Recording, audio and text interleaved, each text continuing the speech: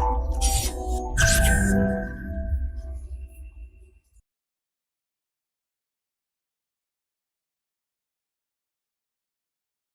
दोस्तों, this is Vishakha Daga coming up with a new round of editorial explain where we pick important editorials for you so that आपकी जो understanding है वो थोड़ी comprehensive हो सके। अब कहते हैं पावर्टी सिन है, फ्रॉम गांधी जी टू विवेकानंद सभी इसी बात को कहते थे। उससे भी बड़ा सिन होता है हंगर, और ये स्टेट की रिस्पॉन्सिबिलिटी होती है कि हंगर को प्रिवेंट करे, और इसीलिए वो बहुत सारे इनिशिएटिव लेकर आती है। और आज का जो एडिटोरियल है वो कुछ ऐसे ही हंगर या मेल न्यूट्रिशन से डील करने के लिए एक बहुत इंपॉर्टेंट और इनोवेटिव केस स्टडी लेकर आ रहा है, जिसके बारे में आज हम डिस्कस करेंगे अंडर प्रोजेक्ट संपूर्ण।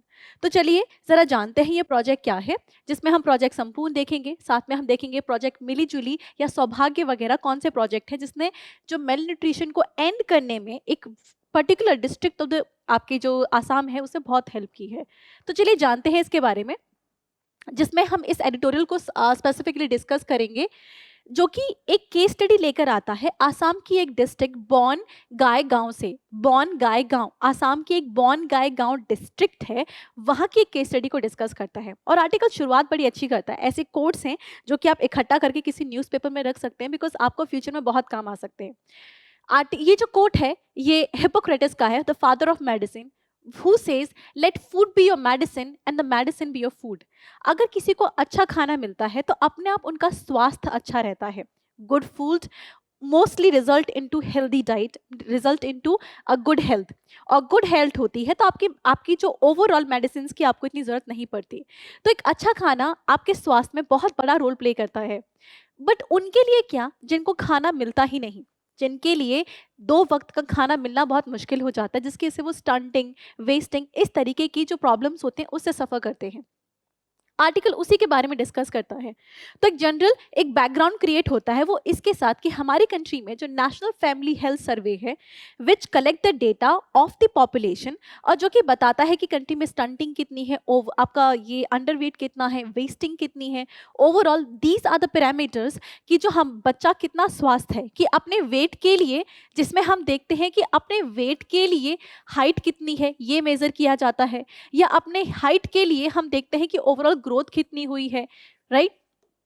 तो हाइट, वेट, ऐसे पैरामीटर्स पे हम मेजर करते हैं कि बच्चे की ग्रोथ कितनी हुई है ना। अकॉर्डिंग टू जो आपकी जो हम पर्टिकुलर आसाम की डिस्ट्रिक्ट ले रहे हैं जिसका नाम है बॉन गायगांव, बॉन गायगांव में शुरुआत में देखा गया था इस पर्टिकुलर इनिशिएटिव को इम्प्लीमेंट करने से पहले कि वहाँ पे स्टंटिंग, वेस्टिंग और अंडरवेट जो था वो आपके नेशनल एवरेज से कम था। अगर नेशनल एवरेज देखा जाए तो नेशनल लेवल पे हमारी जो स्टंटिंग है वो 38% है, स्टंटिंग 38% है। आपका जो अंडरवेट है वो आपका 35% है, और जो आपका वेस्टिंग है वो 21% के आसपास है। बॉनगाई गांव में इससे काफी ज्यादा स्टंटिंग, वेस्टिंग और अंडरवेट की सिचुएशन आपकी देखी जा रही थी। That was the initial scenario.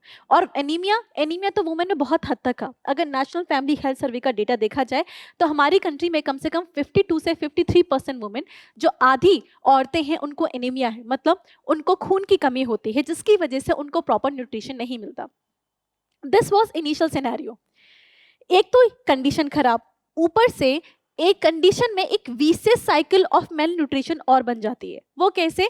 Article explain कि अगर बाय द वे ऑलरेडी जो आपका बच्चा है वो अंडर नरिश्ड है, राइट, उसके पास इनफ नरिशमेंट नहीं है।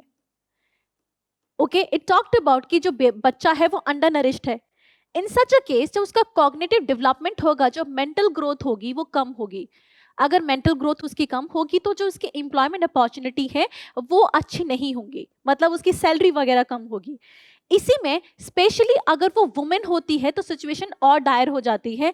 क्यों? क्योंकि उसकी तो एम्प्लॉयमेंट अपॉर्चुनिटी इस मेन से भी कम होती है, और साथ में शी इज द वन जो कि नेक्स्ट जनरेशन को कैरी करती है। She is the one which gives the birth to the next generation. अगर वुमेन ही अंडर नरिश्ड है तो वो जिस बच्चे को जन्म देती है वो भी आपका अंडर नरिश्ड पैदा होता है, and the cycle continues. Women under nourish है, उसका जो बच्चा है वो अंडर नरिश होगा, उसकी मेंटल हेल्थ कम होगी, जॉब से जो प्रॉस्पेरिटी आनी है वो कम होगी, and overall this vicious cycle will continue. Article talk about this vicious cycle, साथ में बोलता है डिस्ट्रिक्ट में सिर्फ प्रॉब्लम ये नहीं थी, प्रॉब्लम साथ में ये भी थी कि जो स्टेट के इनिशिएटिव थे that include district nutrition rehabilitation centre, तो एक तो सिचुएशन खराब जो हमने प्रीवियस स्लाइड में देखी। दूसरा, ये जो आपकी वीसा साइकिल को हमने डिस्कस किया। फिर तीसरी प्रॉब्लम हो जाती है जो डिस्ट्रिक्ट न्यूट्रिशन आपके रिहेबिलिटेशन सेंटर थे, इनका जो काम था that was not a very sustainable work. ये जो काम कर रहे थे वो सस्टेनेबल नहीं था। क्यों? बिकॉज ये क्या करते हैं, एक रिहेबिलिटेशन सेंटर बना देते हैं और कोई भी बच्चा अगर सीवियर मेल न्यूट्रिशन से सफ़र करता है तो उस बच्चे को यहाँ ट्रांसफ़र कर दिया जाता है। But this is not sustainable according to article. Why? Because अब बच्चे को यहाँ ट्रांसफ़र करते हैं तो उसके पेरेंट्स भी उसकी रखवाली के लिए 10-15 दिन तो आ ही जाते हैं ना। इन सच अ केस उनकी 10 दिन की जो वेज होती है वो मर जाती है, राइट? स्पेशली बच्चे, ये जो पेरेंट्स होते हैं ये डेली वेज वर्कर्स होते हैं। Now adding to this is इन बच्चों का, इन पेरेंट्स का जो घर होगा, इनके और भी बच्चे होंगे।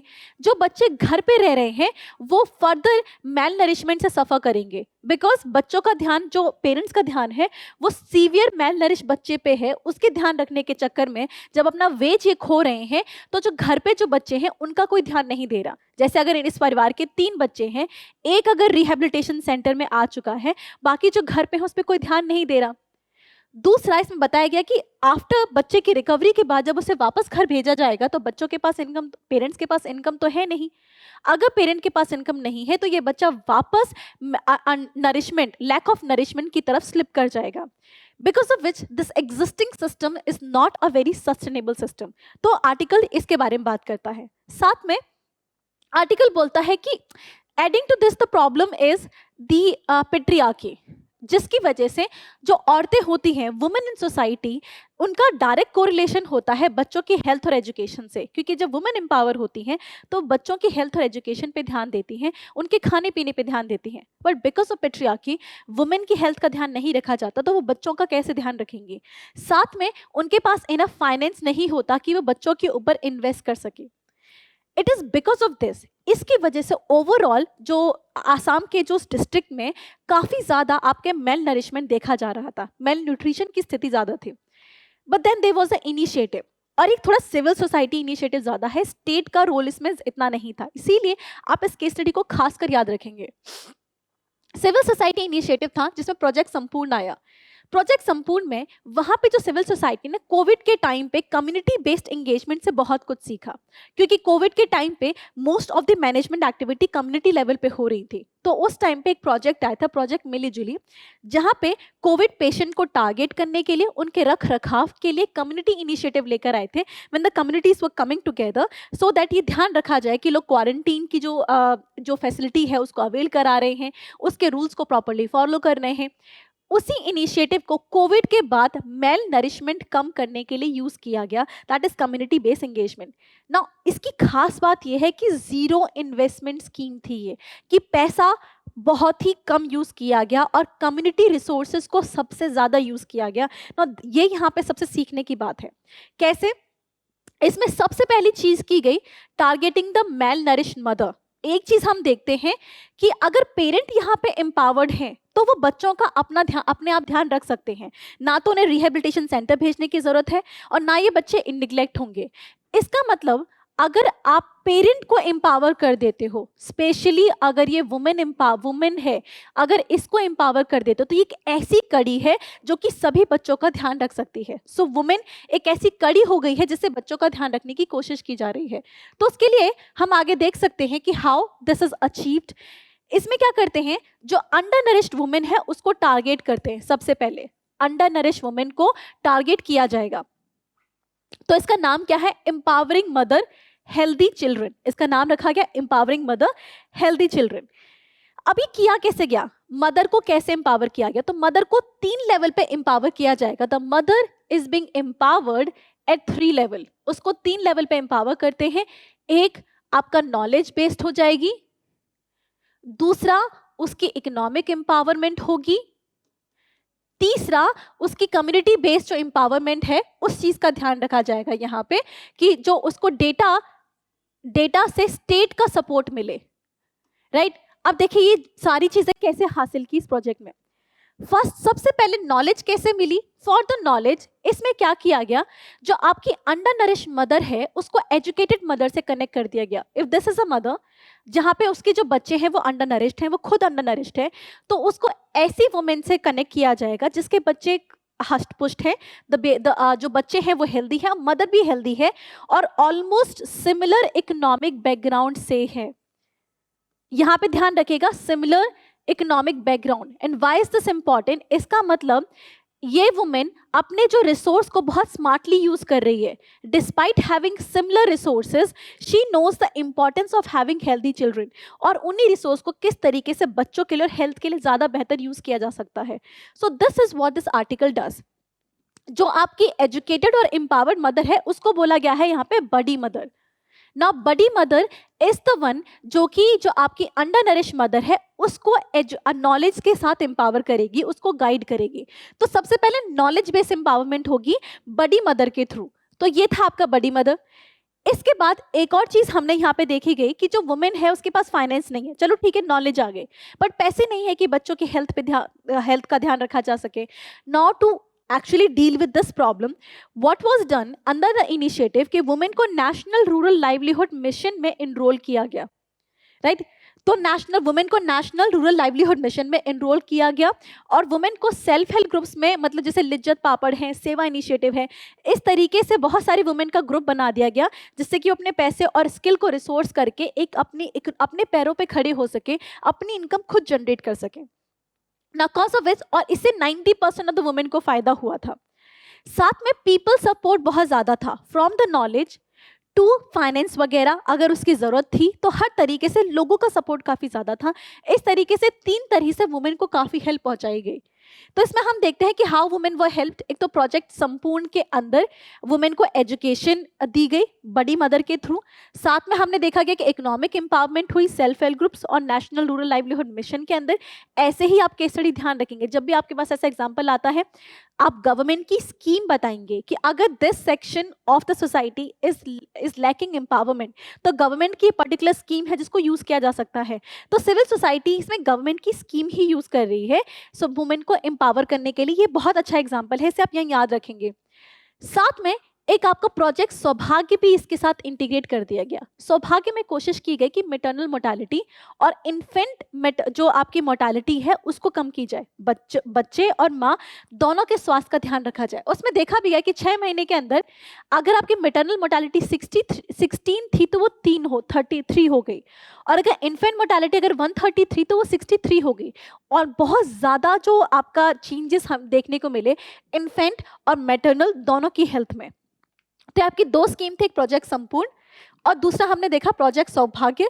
दोनों को यूज किया गया और इसमें खास बात यह है कि जो प्रोजेक्ट सौभाग्य के अंदर पूरा वुमेन को ट्रैक किया गया फ्रॉम द स्टेप जब उसकी प्रेगनेंसी कंफर्म हुई तो उसको अपनी प्रेगनेंसी रजिस्टर करानी हुई, वहां से उसका डेटा लेना शुरू किया गया टिल जब तक सेफ डिलीवरी नहीं हो गई, उसके पूरे प्रोसेस को क्या किया गया, ट्रैक किया गया. This was third step. तो इसमें क्या क्या किया? पहले तो नॉलेज बेस्ड एम्पावरमेंट किया बड़ी मदर के थ्रू. दूसरा इकोनॉमिक एम्पावरमेंट किया आपका सेल्फ हेल्प ग्रुप्स और नेशनल रूरल लाइवलीहुड मिशन के थ्रू. तीसरा वुमेन को ट्रैक किया गया, उसकी हेल्थ को, उसके बाकी जो बच्चे की हेल्थ के स्टेटस को ट्रैक किया गया फ्रॉम दी जब उसकी प्रेगनेंसी कंफर्म होती है टू दी एक्सटेंट जब वो सेफ डिलीवरी हो जाती है. इस तरीके से वुमेन की हेल्थ इंश्योर की गई एंड कॉज ऑफ विच जो आपके रिजल्ट है वो काफी सिग्निफिकेंट है. To the extent we can see that nearly आपके कुछ महीनों में ही ऑलमोस्ट इन 6 मंथ रिजल्ट इतने इंकरेजिंग थे कि 76% से लेके 92% तक, मतलब जो बच्चे थे सीवियर जो आपका मेल न्यूट्रिशन था वो 76% आपका कम हो चुका था, और जो आपका मॉडरेट मेल न्यूट्रिशन था वो 90% कम हो चुका था. और सितंबर 2021 तक रिजल्ट इतने इंकरेजिंग थे कि सीवियर मेल न्यूट्रिशन 92% कम हो गया था और मॉडरेट मेल न्यूट्रिशन आपका 98% तक कम हो चुका था. So this is a very effective case study of ending the mail nutrition. तो ये है आपकी अच्छी केस स्टडी. नाउ इससे आपका मेल न्यूट्रिशन कम से कम 1200 बच्चों में कम हुआ. Now this is an example कि किस तरीके से इनोवेटिवली आप स्टेट के रिसोर्सेज को यूज कर सकते हो, राइट? आप कम्युनिटी रिसोर्सेज को यूज कर सकते हो in order for the social development. तो ये एक इफेक्टिव केस स्टडी होती है और इसका ओवरऑल सिग्निफिकेंस अगर देखा जाए तो हमने अपने ग्लोबल गोल भी अटेन किए और डोमेस्टिक गोल भी अटेन किए।